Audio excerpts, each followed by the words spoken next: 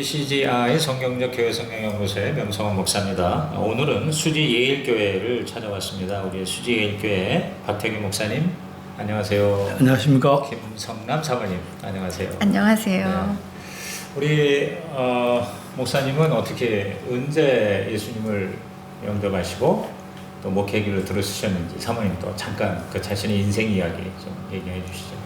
네, 저는 믿지 않는 불신자 가정에서 자라다가 고등학교 1학년 때 친구 따라 교회에 처음 갔습니다.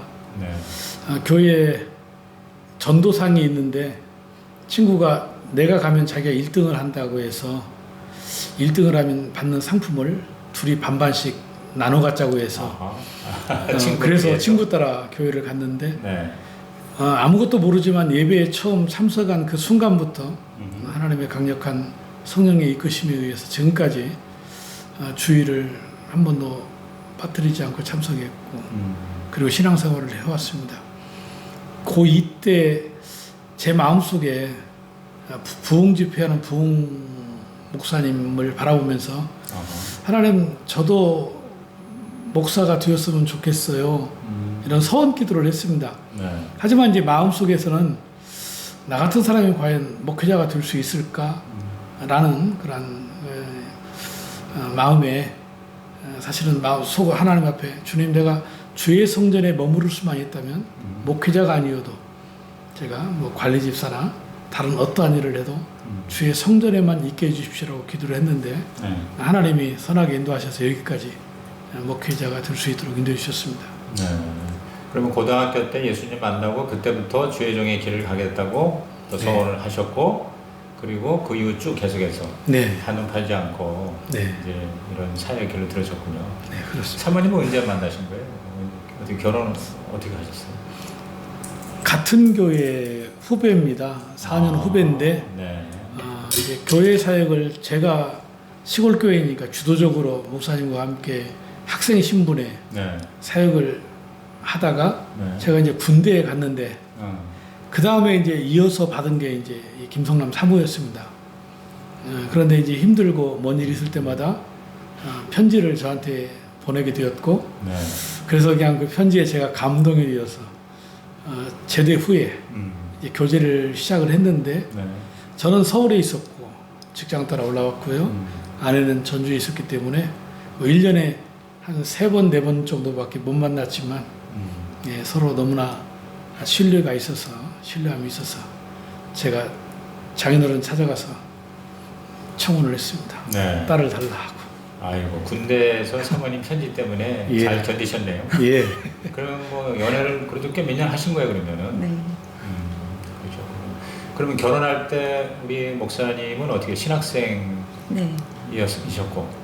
신대원을 입학하려고 했었죠. 그럼 그때 이제 목사 사모로서의 길을 가는 데 있어서는 뭐 어떤 망설임 없었고요. 저는 중학교 1학년 때 성경 체험하고서 사모가 되겠습니다 하고 서원 기도를 했어요. 아니 그러니까 목사님은 고등학교 때 또 사모님은 중학교 때 이미 주의 종의 그런 부르심에 대한 참 아주 보통 큰 은혜가 아니네요. 저는 제 아내가 사모가 되겠다고 서원했기 때문에 제가 목사가 되지 않았나 그렇게 저는 생각하고 있습니다. 네, 그럴 정도로. 그럼 어떻게 지금 이 수지 예일교회는 개척을 하신 교회죠? 네, 20년 전에. 그 개척 20년 전에 어떤 식으로 하셨는지 잠깐 한번 되돌아보시면요. 저는 이제 그 개척에 대한 어떤 부르심의 소명이 없었습니다. 그리고 어렵게 생각했고 제가 과연 개척을 할 수 있을까 이런 생각을 했는데 부교육자 시절에 개척 설립 예배에 참여를 하게 되었습니다. 그때 그 말씀을 전하시는 목사님이 이런 말씀하셨습니다. 교회가 지하에 있든 지상에 있든 그때는 전사님이 이제 개척을 하셨던 분이거든요. 전사님에 의해서 이 땅에 하나의 주님의 몸된 교회가 이 땅에 세워졌다. 근데 그 순간에 제가 머리서부터 오는 그 어떤 전율, 그 감동을 제가 느꼈습니다. 그래서 아하, 정말 이 땅에 우리가 주님의 이름으로 교회를 세운다라는 것이 정말 축복이구나. 뭐 그 전까지만 해도 좀 교회가 작더라도 안정된 곳, 그런 곳에 가서 내가 후임으로 목회하면 좋겠다 이런 생각을 했는데, 그때 이제 개척에 대한 부르심이 있었고, 그래서 이제 개척을 시작하게 되었습니다. 네. 개척할 때 혹시 가장 큰 어려움은 어떤 것이었나요? 흔히들 개척을 하면 돈 없고 사람 없고 네. 뭐 이런 문제를 제기하지만, 저 같은 경우에는 사람을 의지하고 돈을 의지하고 개척을 했습니다. 그러니까 준비되지 못한 개척에 대한 어떤 마음은 있었지만 네. 그것을 기도 가운데 준비하고, 또 어떤 목회 비전, 하나님 앞에 이런 것을 좀 정립하고 개척을 시작했어야 되는데, 지인의 도움의 손길을 의지하고 사람을 의지하다가 네. 개척하고, 정확히 3주 만에 그 손길이 네. 떠나가 버린 겁니다. 어려움을 겪게 되고, 네. 그로 인해서 제가 이제 주변에서 교회가 부도맞았다 소문이 날 정도로, 그래서 이제 목회를 그만둘 생각이었습니다. 그래서 이제 기도원에 올라가서 기도를 하는데, 무슨 생각만 드느냐면, 여전히 네. 어느 목사님에게 도움을 요청하면 한 달에 5만 원 도와줄 것 같고, 어느 누구가 전화하면 10만 원 도와줄 것 같고, 그러면 월세는 낼 수 있을 것 같고, 그럼 목회할 수 있지 않을까. 날마다 그 생각만 했습니다. 네. 그런데 이제 마지막 그 집회가 끝나고 이제 일어서는 그 순간인데, 저도 모르게 자리에 덜썩 주저앉으면서, 하나님 한 번만 살려주세요. 한 번만 살려주세요. 하나님 한 번만 살려주세요. 그러면서 이제 진짜 하나님을 의지하기 시작했네요. 예. 네. 사실 그때는 이미 교회를 제가 팔겠다고 해서, 사겠다고 해서 교회에 만나기로 이미 약속이 되어 있었습니다. 제가 내려가는 그날에. 네. 내려와서 그분에게 제가 한번 목숨을 내걸고 한번 버티면서 한번 해보겠습니다. 그때 가서 안 되면 그때 다시 한번 찾아와 주십시오 하고, 네. 제가 이제 부탁을 하고 돌려보내고, 네. 그때부터 이제 오직 하나님 앞에 기도하면서 버텼습니다. 네. 저는 뭐 그렇게 준비된 목사가 못 되거든요. 그런데도 하나님이 놀랍게도 그때마다 이제 매주마다 하나님이 새로운 가족들을 보내주시고, 개척 멤버가 없었는데 그의 한 해에 30명이 1년 만에 되고, 네. 2년, 3년, 4년, 5년이 되니까 네. 100여 명이 넘는 성도들로 이렇게 가득 찼습니다. 그래서 네. 제가, 야, 이러다가 내가 이 신분에 나겠다. 뭐 이런 어떤 마음이 들 정도로요.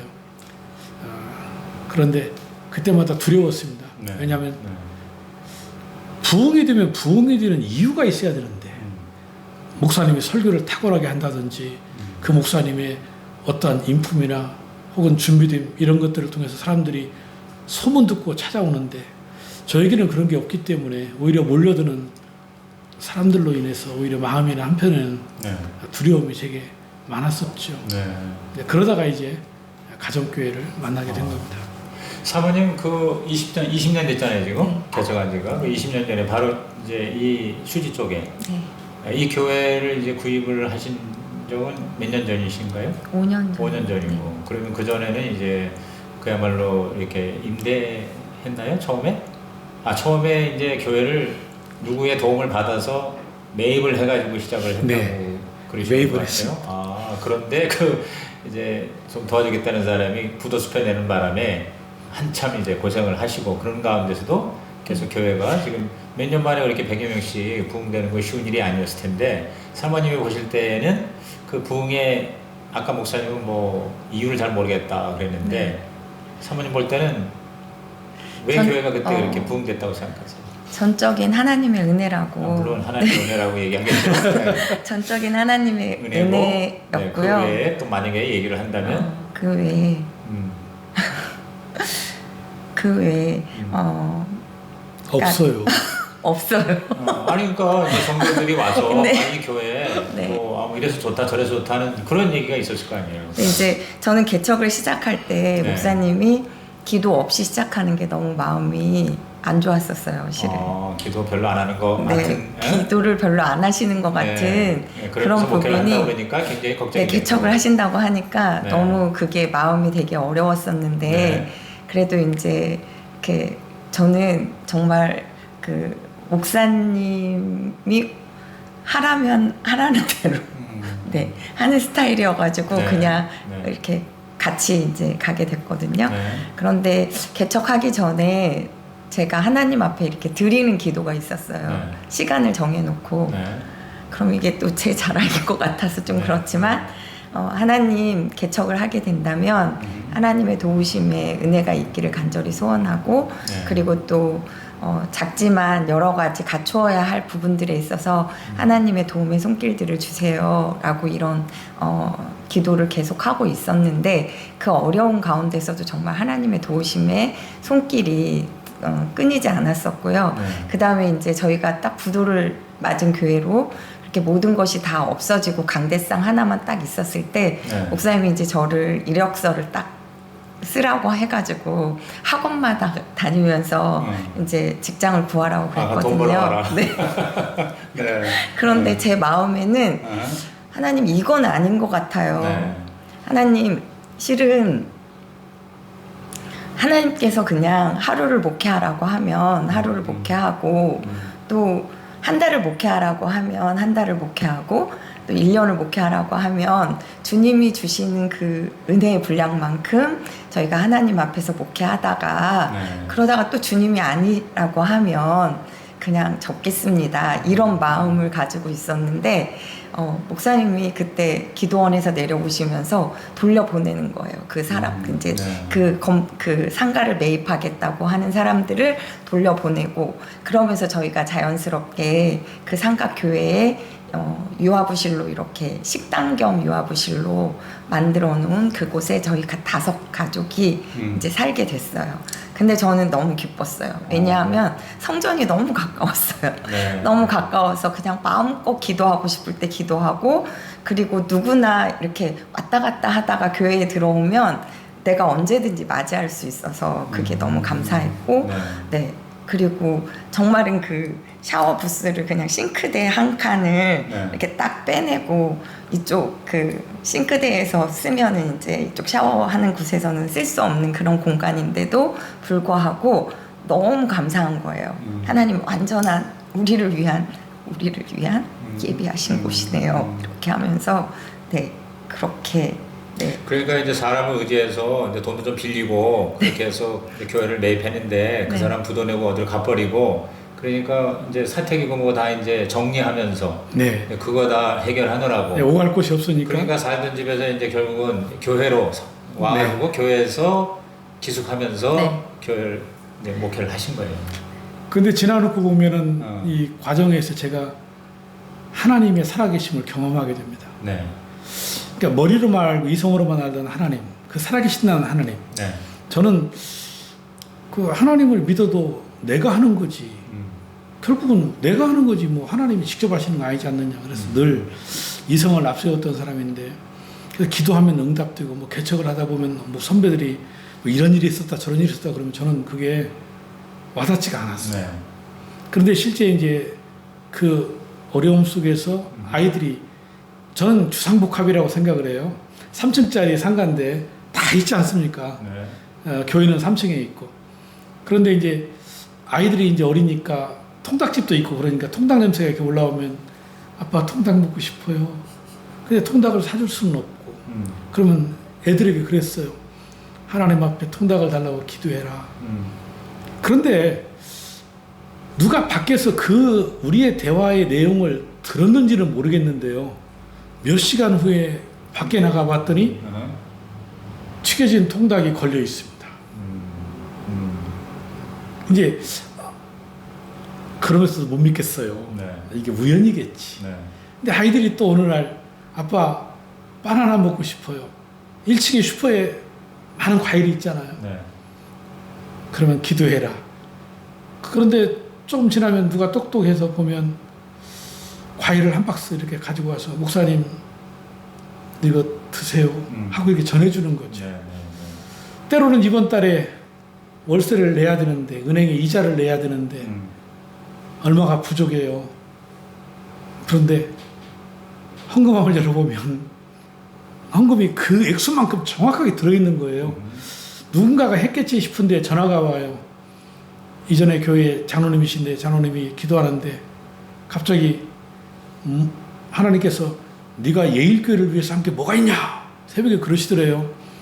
그래서 그 순간에 차를 몰고 저희 교회에 오셔서 헌금함에 헌금을 하고 가신 거죠. 네. 근데 그게 그 한 달을 살아낼 수 있는 네. 하나님이 보내신 거였고, 그래도 개척을 하다 보면 플러스는 안 되고 자꾸 마이너스가 되잖아요. 네. 제가 그때 마이너스 통장에 이제 한계가 이제 다 돼서 더 이상의 이제 힘들겠다 이런 생각을 가지는데 어느 날 전화가 왔습니다. 네. 중학교 2학년 때까지 같은 반에 지냈던 고향 친구입니다. 그리고는 그 이후에는 본 적이 없습니다. 그런데 어느 날 갑자기 전화가 왔습니다. 그 친구가 서울에 있는 뭐 교회 안수집사인데 어느 날 자기가 꿈을 꿨는데 하나님이 너 태교를 좀 도와줘라 그러더래요. 중2 때 보고 안 봤으니까 30년 이상이 넘었고 어디에 사는지도 모르고 뭐 하는지도 모르는데 네. 그래서 친구들에게 수소문을 했더니 목회를 하고 있더라. 그래서 전화가 왔습니다. 그러면서 대뜸 하는 이야기가 내가 너를 좀 돕고 싶은데 그 친구가 이제 큰 치과를 경영하는 경영자이자 의사에 있고 부부가 다요. 네. 공교롭게도 부인은 아내하고 같은 학교 동창. 저는 이제 또 같은 학교 또 동창이었던 친구니까요. 그래서 뭐 속으로 그렇게 생각했습니다. 도와주면 뭐 어느 이 정도는 도와주겠지. 그런데 놀라운 게 뭐냐면 그 친구가 보내준 나중에 통장에 들어온 금액은 저의 15원장 틀리지 않는 피로에 그 금액이 정확하게. 네. 물론 그 이후에는 지금까지 한 번도 안 넣었어요. 안 넣어줬습니다. 근데 꼭 필요할 때. 하나님 꼭 필요하실 때. 네. 그러니까 개척 초기에도 네. 정말 교회가 필요한 인원을 그때그때마다 채워가셔야 했던 거지 단순히 뭐 다른 이유가 있어서 교회가 그렇게 된 것 같지가 않습니다. 그래서 우리 부부는 아무런 이유가 없다 그러지 말하지만 하나님이 하나님의 교회를 주권적으로 세워가시기 위해서 필요한 사람을 필요한 때에 보내셨고 또 그렇게 교회를 세우신 것 같습니다. 네. 그때 처음 시작할 때 성도가 몇 명이었어요? 몇 명 갖고 시작했어요? 한 명도 없었어요? 4명입니다. 4명. 예. 4명 갖고 시작했고 그 다음에 그때 교회 사이즈가 몇 평? 생각은? 실평수 54평이었습니다. 아, 실평수 54평. 그러니까 처음 개척하는 거로는 꽤 그래도 적지 않은 거예요. 네. 실평수 54평은 거의 한 100평 되는 건데. 네. 그러니까 그걸 이제 쉽게 말하면 분양 받은 거예요. 산 거예요. 예. 그렇죠? 근데 이제 그거 내가 책임지겠다는 사람이 부도내고 어디로 갚아버렸어. 네. 그러니까 제가 딱 보니까 인간적인 방법을 의지하지 않고 하나님만 의지하고 하나님만 바라라고 훈련시키신 것 같으네요. 네, 그렇습니다. 네. 순서를 하나님이 네. 거꾸로 이렇게 제대로 예, 목회하기 하셨습니다. 위해서 네. 한번 이제 고난을 통과하게 하셨고, 근데 원래 사모님은 사실 아까 사모님이 중학교 때부터 사모된다는 그 콜링 때문에 나도 목사가 된 것 같다 이렇게 아까 목사 말씀하셨잖아요. 네. 맞는 것 같아요. 그러니까 아까 우리 목사님이 기도 없이 개척한다는 게 너무 두렵고 그게 굉장히 마음에 걸렸다 하는 걸 이렇게 보니까 사실은 우리 목사님은 인간을 너무 많이 의지하고 사모님이 진짜 하나님을 의지하는 그러한 또 짝으로 연결을 해주셔서 결국 그쪽으로 훈련시키신 것 같아요. 네, 그렇습니다. 그리고 이제 교회가 그렇게 성장이 될 수 있었던 이유 중에 하나는 굳이 우리 안에서 찾는다면 이제 제가 제 아내의 이야기를 할 수밖에 없습니다. 좀 하세요. 개척교회 모든 목사님들이 사모의 역할을 부정할 수 없는 것 같습니다. 사모의 역할이 오히려 더 많은 부분을 차지하는 것 같습니다. 그러면 목장에서 목자보다는 목녀가 70-80%라며요. 네네. 그거하고 비슷한 상황입니다. 네, 그게 똑같은 상황입니다. 거의 뭐 우리 아내가 60-70%를 주방 사역부터 시작해서 모든 교회 안에. 그런데 특별히 우리 아내가 교회 성전을 사모하고 기도하면서 무엇에 민감했냐면 그 상가가 사람이 많이 유동인구가 흐름이 많았습니다. 같은 층에도 상가가 큰 상가에서 치과도 있고 바둑교실도 있고 소아과도 있고 피아노 학원도 있고 그러면 아이들이 끊임없이 물을 먹어도 꼭 교회의 물을 먹습니다. 물맛이 교회 물맛이 좋은가 봅니다. 제가 저기 약수터에서 떠다 언제나 넣는 그 물이었거든요. 아이들이 귀찮게 그렇게 뛰어와서 물 먹고 그렇습니다. 그러면 이제 부모들이 병원에 왔다가 또 아이가 또 사라지니까 교회에 오게 되는 거고 그러면 있던 아내가 그들을 영접하고 또 이야기를 하다 보면 그들의 필요와 그들의 아픔 이런 것들을 듣게 되고 과거에 신앙생활을 했는데 지금 하지 못하고 있는 그런 상황들 이런 자매들 이런 분들이 아내의 기도가 되고 함께 연결이 되면서 그 가족이 교회에 나오고 이러면서 이제 교회가 나름대로 성장을 했었습니다.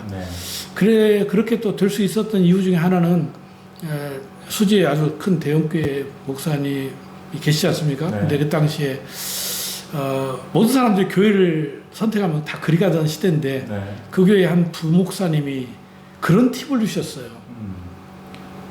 아무리 교회가 커도 우리가 갖지 못한 것을 이 교회는 가지고 있지 않습니까? 그게 뭐였냐면 한 성도들에 대한 어린 아이까지에 대한 관심과 기도와 사랑 이것은 우리 교회는 없다. 근데 작은 교회는 그게 있지 않느냐. 그래서 저희는 이제 아내와 함께 그 아이들 하나의 생일이며 아파서 병원에 왔다 가면 전화해서 지금은 어떠냐 기도해주고 이런 어떤 세심한 관심과 기도가 그 사람들의 마음을 움직이셔서 하나님이 보내시게 된 것 같고 그러면서 그때부터 교회가 이렇게 성장해 갔습니다.